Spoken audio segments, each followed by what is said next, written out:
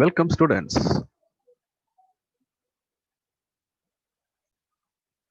So in this grammar part, we are going to see about prepositions. Prepositions. Preposition is a word or phrase that connects a noun or pronoun to a verb or adjective in a sentence. Okay. Common prepositions. One is in, on, at, to, with, during, before, after. So these are the common prepositions. Okay, students. Now, prepositions of time.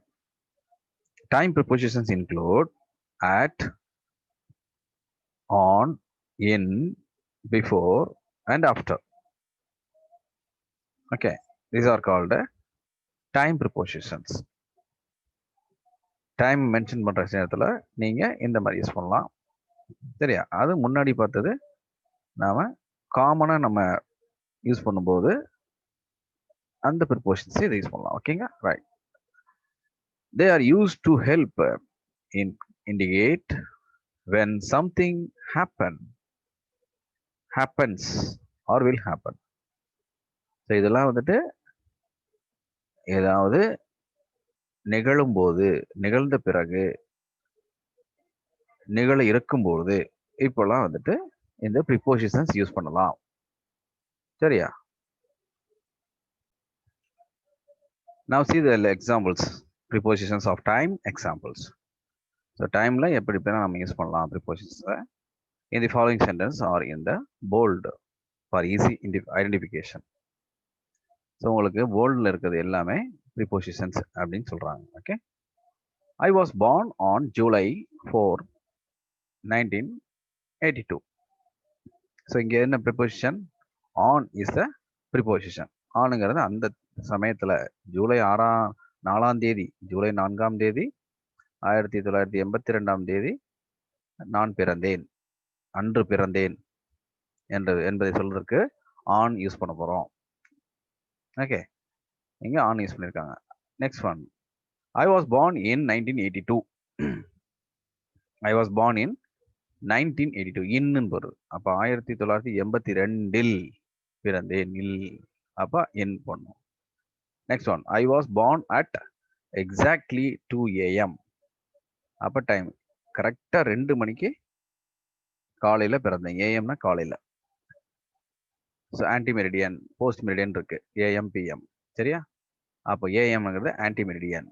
So காலையில ஐ was born at exactly 2 AM. அப்போ அதை note பண்றதுக்கு நம்ம அந்த சமயத்துல கரெக்டா பிறந்தோம், நான் அந்த சமயத்துல கரெக்டா பிறந்தேன் என்பதையும் சொல்றதுக்கு அட் யூஸ் பண்றோம். Next example, I was born 2 minutes before my twin brother. நான் என்னுடைய உடன் பிறந்த சகோதரன், இரட்டை பிறவின்னு சொல்லி கேள்விப்பட்டிருப்பீங்களா? 2 பேர், 2 குழந்தை பேர் இருக்கிறது அட்ட சமயத்துல. அட் அ டைம் வந்துட்டு 2 குழந்தைகள் பிறக்கும்போது 2 minutes பிஃபோர், ஒரு குழந்தை 2 நிமிடங்களுக்கு முன்னால் நான் பிறந்தேன் அப்படின்னு சொல்றதுக்கு பிஃபோருங்கிற ஒரு ப்ரிப்போசிஷன் நம்ம யூஸ் பண்றோம். Next, I was born after the great war ended.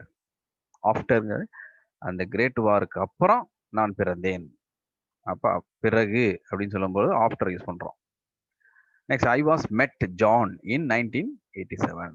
1987ல ஜானை நான் மெட் பண்ணேன். அப்ப இன் 1987 வரும்போது ஐஎன் யூஸ் பண்ணோம். நெக்ஸ்ட், it's always cold in January. It's always cold in January. ஜனவரியில ரொம்ப குளிர்ச்சியா இருக்கும் அப்படின்னு சொல்றாங்க. ஜனவரியில், அப்ப இன் யூஸ் பண்ணோம். Easter falls in spring each year. Easter falls in spring in each year. Spring சீசன்ல ஈஸ்டர் வரும், கோடை காலத்துல ஈஸ்டர் வருங்கிறத இன் அப்படின்னு சொல்றோம். அந்த மாசத்துல, அந்த சீசன்ல, ஓகே, அந்த சீசன்ல உங்களுக்கு ஈஸ்டர்ங்கிற ஒரு பண்டிகை வரும் அப்படிங்கிறத இங்க சொல்றாங்க. The Second World War occurred in the 20th century. இரண்டாம் உலகப் போர் 20ஆம் நூற்றாண்டில் நூற்றாண்டில் அப்படின்னு வரும்போது இல்லுங்கிறதுக்கு ஐஎன் யூஸ் பண்ணோம், அந்த preposition. Next, we eat breakfast in the morning. We eat breakfast in the morning. காலையில நம்ம பிரேக்ஃபாஸ்ட் நாங்கள் சாப்பிட்டோம். காலையில் அப்படிங்கும்போது ஐஎன் யூஸ் பண்ணணும். சரியா? Okay. Next one, fill in the blanks by using correct prepositions. Okay, students, now we are going to find the answer for the following. We go to school on Mondays. On Mondays, right? The answer is on. Next one, Christmas falls. Correct. What is that answer? On. What is the answer? On 25th. Okay. Next,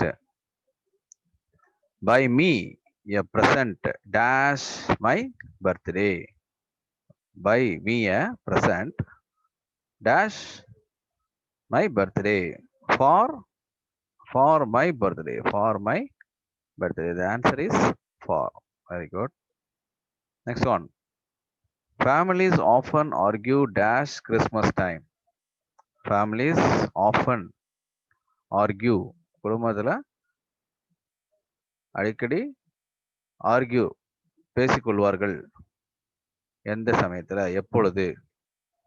அப்ப Christmas time அப்படின்னு கொடுத்துருக்காங்க. So Christmas டைம்ல பேசிக்கொள்வார்கள். So during the Christmas time. During Christmas. The answer is during. Next one, I work faster dash night. I work faster dash night. So what is the answer? Yes, correct. At. The answer is at. I work faster at night. I work faster at night. Right. Next one, sixth one. Her shift finished dash 7 p.m. Her shift finished dash 7 p.m. What is the answer? Very good. At. So that is the answer. At 7 p.m. At 7 p.m. Okay. Now let us see modal verbs. Modal verbs. A modal is a type of helping verb that is used to express ability, possibility, permission, or obligation. Like must, shall, should, will, would, can, could, may, might, dare, need. So இந்த மாதிரி சமயங்களில் உங்களுக்கு வந்துட்டு model வெர்பை உங்களுக்கு ஒரு helping வெர்பாக use பண்ணுறாங்க. அதை எதை நம்ம எக்ஸ்பிரஸ் பண்ணுறதுக்கு யூஸ் பண்ணுறாங்கன்னா, எபிலிட்டி, நம்மளோட எபிலிட்டி சொல்கிறதுக்கும், பாசிபிலிட்டி இதெல்லாம் என்னால் முடியும் அப்படின்னு சொல்கிறதுக்கும், பெர்மிஷன் நம்ம பெர்மிஷன் வாங்குறதுக்கும், இல்லைன்னா உங்களுக்கு ஆப்ளிகேஷன் ஒரு கடமையை செய்கிறதுக்கும்